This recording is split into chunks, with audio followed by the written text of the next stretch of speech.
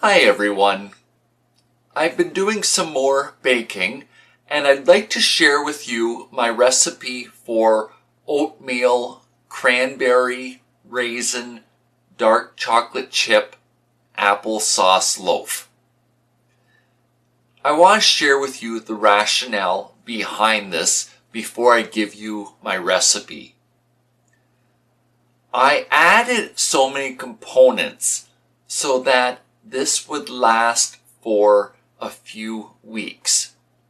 I planned to cut this into individual servings and then freeze it. What this allows me to do is focus my time and energy where I need it, and in turn, I get the best quality of life. For someone who doesn't have a physical disability, you could still use the technique of freezing, and your time could be spent with your spouse, significant other, children, or aging parents. The biggest challenge in making this loaf was having a large enough container for mixing the ingredients in. So I'm going to go ahead and give you my recipe. 5.5 cups of oatmeal, 2 cups of flour, 1 cup of brown sugar, 2 cups of apple juice, 5 eggs, 3/4 cup of butter, 1 tablespoon of cinnamon, 1 cup of dried cranberries, 1 cup of raisins, 1 cup of dark chocolate chips, and finally 2 cups of applesauce. The way I did this was mixed it all up and melted the butter on the stove top, and then I baked it for 1 hour at 325 degrees Fahrenheit in a greased 9-inch by 13-inch pan.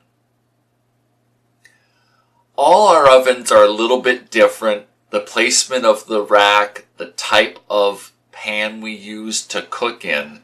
So I would suggest at the 45-minute mark to begin the toothpick test to see if the meal is coming out clean or if it needs an additional 5 minutes before the next test.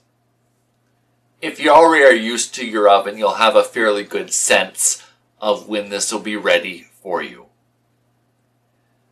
What I did with it once it was cooled down was cut this into 1-inch by 1-inch squares and froze them in these square shapes. Part of this is portion control. It's so I don't gain a lot of weight because of using a wheelchair for my mobility and my limited physical activity. I also took this strategy to help pace myself in what I'd be eating and when I'd be able to eat it. So what I mean by this is making food that will last. I think this tastes really good, but I don't want to gorge myself on this and put on weight. So cutting into small portions worked very, very well. I'm interested to hear if you try this, what you think of it. If you make changes to it, share it with others in the comments. I'm posting this to help the discussion with managing healthy eating on a fixed income. Thanks so much for this time that you've spent with me today. Bye for now.